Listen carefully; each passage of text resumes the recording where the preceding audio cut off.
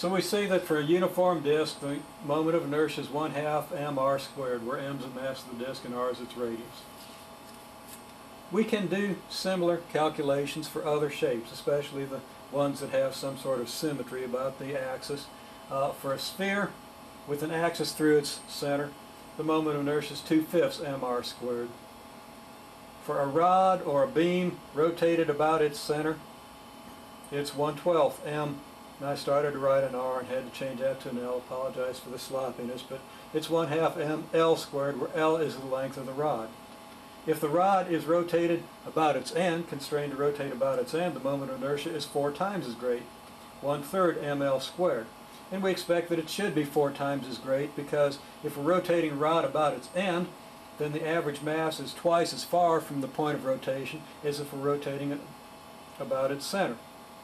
And since the distance from the center is squared, if the average mass is twice as far, then it's going to be 2 squared, or 4 times as great a moment of inertia.